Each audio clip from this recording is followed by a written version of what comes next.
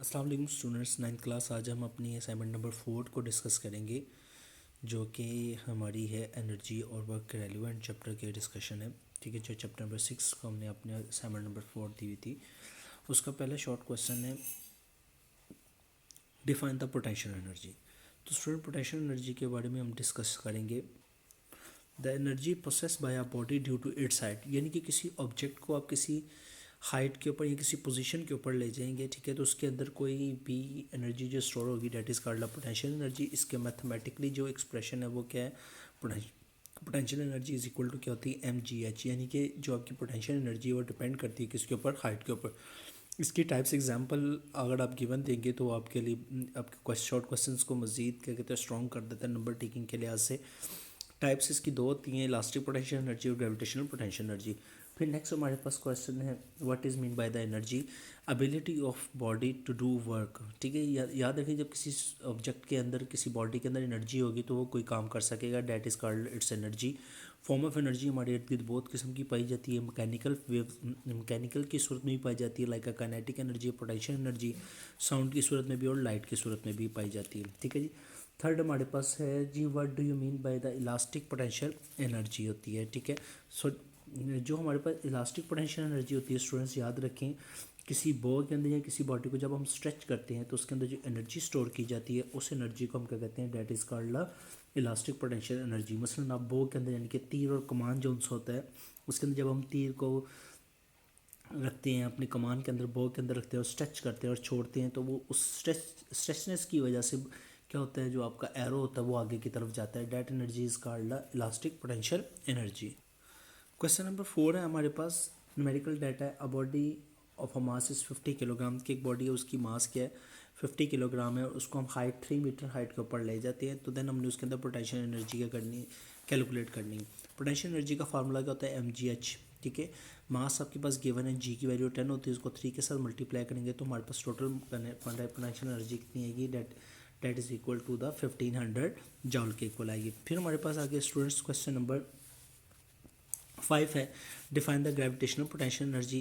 कहते हैं the potential energy process by a body due to its height. ठीक है, कहते हैं किसी ऑब्जेक्ट को जब आप एक हाइट के अंदर के ऊपर ले जाते हैं, यानी कि उसको आप अंडर ग्रेविटी रखते हैं, that energy stored in the body that is called gravitational potential energy. For example, आप एक हैमर है, उसको रेज करते हैं, जब वो हैमर नीचे आता है तो वो ग्रेविटी की वजह से नीचे आता है, that energy is called, that example of the gravitational potential energy.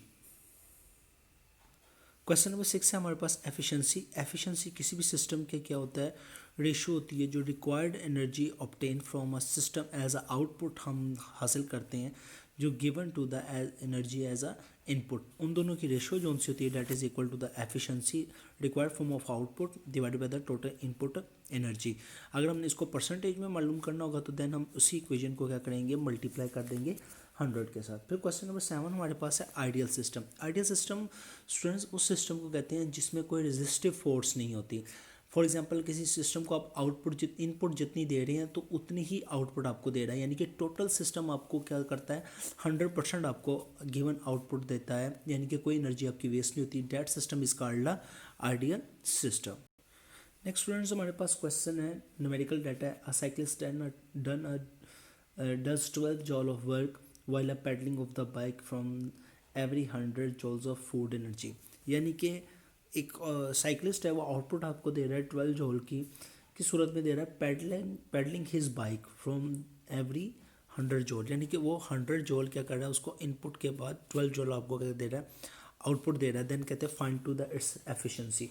तो स्टूडेंट्स, इसमें अभी हमने पीछे डिस्कस किया, एफिशिएंसी का फार्मूला क्या होता है, required form of output divide by input, दोनों को डिवाइड करेंगे तो हमारे पास क्या आ जाएंगे, 0.1 आ जाएगा। एफिशिएंसी का कोई यूनिट नहीं होता, because it is the same ratio of the quantities, यानी कि जो क्वांटिटीज़ हम इसके अंदर टर्म्स यूज़ करें वो दोनों सेम है, यानी कि जॉल जॉल के साथ कैंसिल हो जाएगा। अगर हम इसी फार्मूले, अगर हमने इसकी परसेंटेज निकालनी होगी तो हम 0.12 को क्या करेंगे, मल्टीप्लाई बाय 100 कर देंगे, तो ये इज इक्वल टू किसके आ जाएगा, आपके पास 12% के इक्वल आ जाएगा। क्योंकि डाटा के अंदर हमारे पास नहीं पूछा था, अगर हम इस स्टेप को कर भी देंगे डेट से बेनिफिट, ठीक है, लेकिन हमारा मेडिकल यहाँ तक भी क्या है, ठीक है स्टूडेंट्स। देन हमारे पास स्टूडेंट्स आगे क्वेश्चन नंबर 9 आ जाता है, define power, define its unit also. Power को हमने डिफाइन करना है, उसके यूनिट को डिफाइन करना है। कहता है power is defined as a rate of doing work, यानी कि कोई काम हम वक्त के लिहाज से किस तरह कर रहे हैं, that is define the power of the object. यानी कि रेट ऑफ डूइंग वर्क यानी कि टाइम के लिहाज से हम अपनी जॉब को जो कर रहे हैं उसको कैलकुलेशन करते हैं, तो हमारे पास जो रिजल्टेंट टर्म आती है that is called power. Power is equal to क्या होता है, वर्क ओवर टाइम। ठीक है जी, इसको हम अगर हम क्या कहते हैं, इसके यूनिट को अगर डिस्क्राइब करते हैं तो याद रखें कि किसी भी बॉडी की पावर जो सी होती है वो 1 वाट होती है अगर वो it does work at a rate of 1 joule work, कि वो 1 जॉल वर्क 1 सेकंड में परफॉर्म करता है, तो उसको हम क्या कहते हैं, that is equal to the 1 watt. ठीक है स्टूडेंट्स, ये it is represented by the W. ठीक है, फिर स्टूडेंट्स हमारे पास आगे आ जाता है 10th वाला क्वेश्चन आ जाता है। 10th वाला कहता है what is a bigger unit of the power. Power के बिगर यूनिट क्या होते हैं, किलोवाट होते हैं, मेगावाट होते हैं और हॉर्स पावर होती है। ठीक है जी, किलोवाट में होती है 10⁻³ वाट होती है, इसको 1000 वाट भी कहते हैं। मेगावाट होती है 10⁻6 वाट होती है, और 1 HP 1 horse power is equal to किसकी होती है, 746 वाट के इक्वल होती है। स्टूडेंट्स आगे हमारे पास क्वेश्चन नंबर 11 है, जो कि एक न्यूमेरिकल है। कहते हैं a 500 gram stone is thrown up vertical velocity is 15 metres per second. यानी कि एक ऑब्जेक्ट है हमारे पास, हम 500 ग्राम उसका मास है, उसको हमने ऊपर थ्रो किया है 15 मीटर पर सेकेंड। सबसे पहले हम मास के यूनिट को क्या करेंगे, बेस यूनिट्स के अंदर कन्वर्ट करेंगे, 1000 पर डिवाइड करेंगे, वो हो जाएगा 0.5 किलोग्राम। वेलोसिटी उसने दी है 15 मीटर पर सेकेंड। कहते हैं potential energy at maximum height हमने मालूम करनी। स्टूडेंट्स क्योंकि body against the gravity move करी है, तो हैंस हम इक्वेशन ऑफ थर्ड इक्वेशन पहले फाइंड आउट करके, थर्ड इक्वेशन से हाइट की वैल्यू फाइंड आउट करके देन पोटेंशियल एनर्जी के अंदर क्या करेंगे, पुट करेंगे, क्योंकि पोटेंशियल एनर्जी किसकी इक्वल होती है, mgh की इक्वल होती है। तो ये third equation of motion under gravity change हो जाएगी, 2gh is equal to VF² minus VI²। याद रखें स्टूडेंट्स, जब कोई object against the gravity move करता है तो उसकी VI मैक्सिमम होती है और VF क्या होती है, 0 के इक्वल होती है। तो हमें जो इक्वेशन के अंदर वेलोसिटी दी हुई है वो इनिशियल वेलोसिटी है, फाइनल वेलोसिटी 0 हो गई। बॉडी क्योंकि अगेंस्ट ग्रेविटी मूव करती है तो देन इसकी वैल्यू क्या होती है, -10 होती है। तो जी की वैल्यू हम क्या करेंगे, -10 लेंगे, मल्टीप्लिकेशन करेंगे तो -20 आ जाएगा, 15 का स्क्वायर ओपन करेंगे तो -225 आ जाएगा, क्योंकि माइनस इस इक्वेशन के अंदर मौजूद है। देन हम -20 को इस डिवाइड पर ले आएंगे तो माइनस से कैंसिल हो जाएगा, हाइट हमारे पास क्या आ जाएगी 11.25 आ जाएगी। तो हम पोटेंशियल एनर्जी का फार्मूला पुट करेंगे, mgh, मास हमारे पास 0.5 था, जी की वैल्यू 10 है, ठीक है, 11.25 है, क्योंकि इसके बाद बॉडी ने नीचे की तरफ मूव करना है, that's why we taken a +10, that is the value of the gravitational acceleration. तो पोटेंशियल एनर्जी टोटल किसके इक्वल आती है, 56.25 जॉल के। नाउ स्टूडेंट्स हम असाइनमेंट्स के लॉन्ग क्वेश्चंस का न्यूमेरिकल को डिस्कस करते हैं। पहला न्यूमेरिकल हमारे पास है बी पार्ट है न्यूमेरिकल का, a motor board moves at the study speed of the 4 meter पर सेकेंड, वेलोसिटी हमारे पास है 4 मीटर पर सेकेंड। देन कहता है water resistive force on it is the 4000, force हमें दी हुई है that is equal to the 4000 newton. Then उसने पूछा हुआ है उसकी पावर कितनी हुई, calculate the power. Power is equal to क्या होता है, वर्क ओवर टाइम, और वर्क किसके इक्वल होता है, F/S। ठीक है, हम यहाँ पर वर्क की इक्वेशन पुट कर देंगे, F/S डिवाइड बाई टाइम। हम इन दोनों इस इक्वेशन को स्प्लिट कर लेंगे, F/S/T। S/T किसके इक्वल होता है, स्पीड के इक्वल होता है। ये दोनों चीज़ें हमारे पास क्या है, डाटा में मौजूद है। 4000 मल्टीप्लाई 400, ये 24,000 जॉल पर सेकंड हो जाएगी। स्टूडेंट्स हम इसको इसके प्रीफिक्सेस में भी लिख सकते हैं, मसलन 224 मल्टीप्लाई बाई 10⁻³ जॉल के अंदर भी इसको लिख सकते हैं। अब दोनों सूरतों में आपका जवाब क्या होगा, ठीक होगा। Thus the power of the board क्या हो जाएगी आपके पास, 24,000 वाट हो जाएगी। नेक्स्ट हमारे पास स्टूडेंट्स मेडिकल है, कहता है car weight is a 12 kilo newton has a speed of the 20 metre पर second, find its kinetic energy. Students हमें इस डाटा के अंदर वेट की वैल्यू दी हुई है, ठीक है। देन दूसरी हमारे पास वैल्यू क्या है, वेलोसिटी की वैल्यू दी हुई है। Then we find the kinetic energy of the body.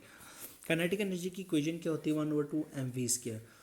यहाँ पर m की जगह हम क्या करेंगे, उसकी वैल्यू पुट कर देंगे मास की, जो कि हम निकाली हुई है, वेट से निकाली। वेट इज इक्वल टू क्या होता है, mg होता है, ठीक है। तो weight over gravitational acceleration is equal to किसके हो जाता है, मास के इक्वल हो जाता है, ठीक है। हम यहाँ पर मास की वैल्यू पुट करेंगे, weight over g 12 kilo newton divide by 10 multiply by v²।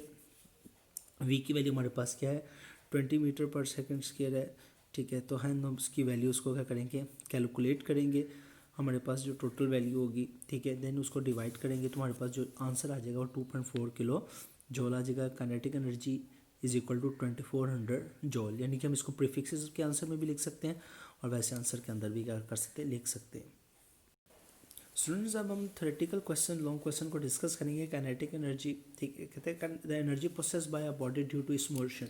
किसी बॉडी में उसकी मोशन की वजह से जो एनर्जी स्टोर की जाती है that is called its kinetic energy. Kinetic energy का मैथमेटिकली फार्मूला क्या होती है, kinetic energy is equal to 1/2 mv²।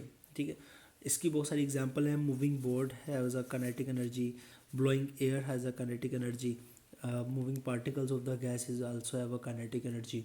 तो इसको जो मैथमेटिकली इक्वेशन है वो हमें ये बताती है कि जो काइनेटिक एनर्जी होती है वो डिपेंड करती है किसके ऊपर, मास ऑफ द ऑब्जेक्ट के ऊपर और velocity of the square of the velocity of the object के ऊपर डिपेंड करती है। इसके आगे हमने सारी डेरिवेशन जो उसी मैथमेटिकली प्रूविंग की हमने पहले डिस्कस की हुई है। Okay students, thank you so much. ये आपकी असाइनमेंट नंबर 4 की डिस्कशन थी। अस्सलाम वालेकुम।